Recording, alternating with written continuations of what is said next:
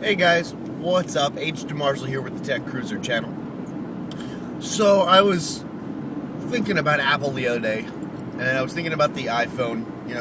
Being it's it's the end of February, and the Apple rumor mill has started again this year.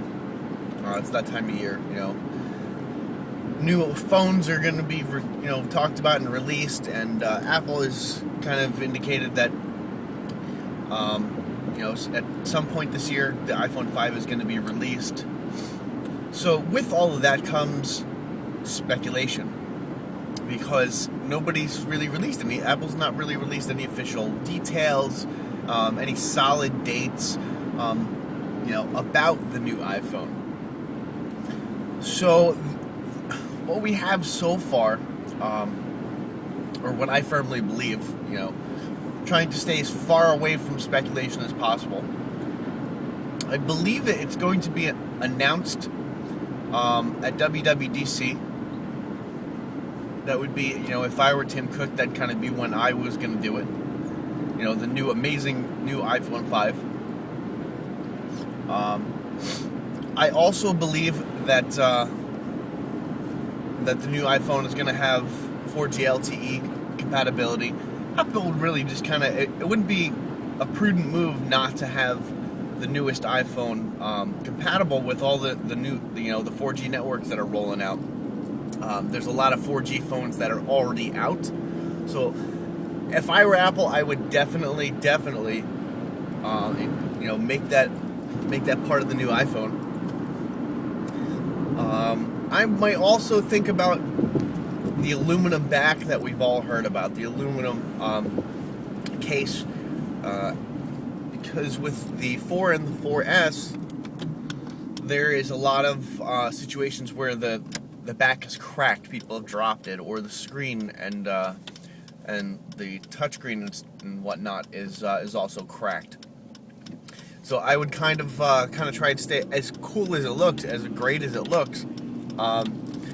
It's not viable from a durability standpoint, because it's it's glass, and it'll break easy. Whereas the aluminum back is going to be a little bit more resistant to dropping and scratching, and maybe not scratching, but definitely dropping. So you're not going to, it wouldn't crack as easily.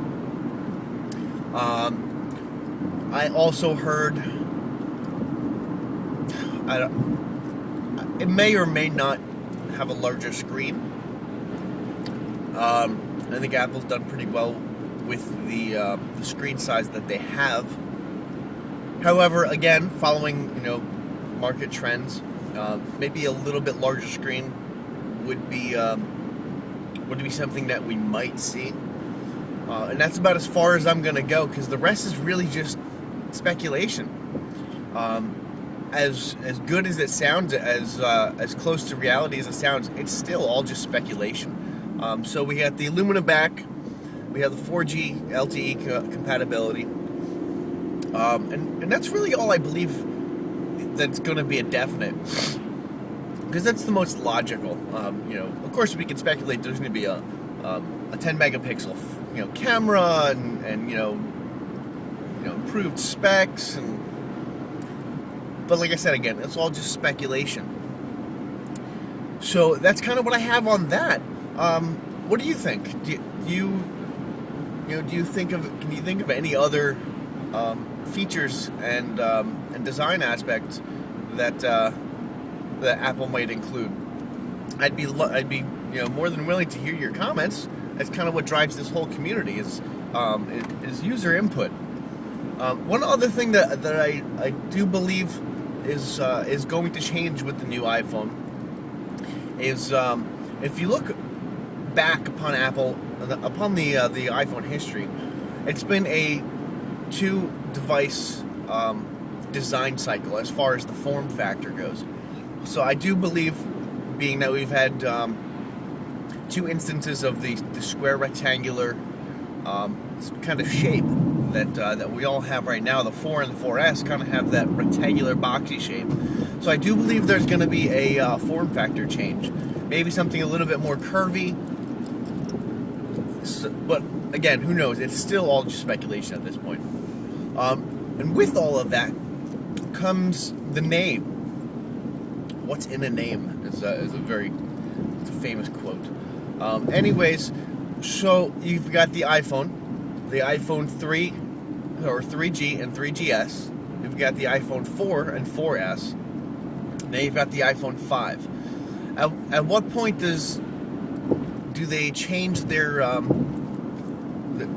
naming, the way they name the phones? Eventually, if they just keep going, eventually it's gonna be the iPhone 12 and 12S, which is it's just a little cumbersome. It's clunky, and it's not it's not the way that Apple does things. So it's gonna be interesting to see how that evolves. Also, whether they're gonna start adopting other names, as Samsung and HTC and all of those people have named their phones. Is Apple going to start adopting a different naming scheme for their iPhones, as well as the iPad? I mean, like I said, eventually the numbers become cumbersome. iPhone 14, iPad 72. Like, it's not the way that Apple does things. It's not sleek. It's not. It doesn't flow nicely. It doesn't. It just doesn't mesh well with what Apple has been doing. So that's my my whole spiel on that. If you kind of have any thoughts or comments as to how Apple's going to continue to name their devices, I'd be excited to hear them. Drop a line right in this video down below in the comments. Hit that subscribe and like button. You can also head over to my blog at hdemarzo.blogspot.com, where I post articles every now and then. I try to post them as often as possible, but I also don't want the content to be stale, so I don't just post for the sake of posting articles, as I've seen many a blog do. So that's all I have for you guys right now. Until next time, keep it real.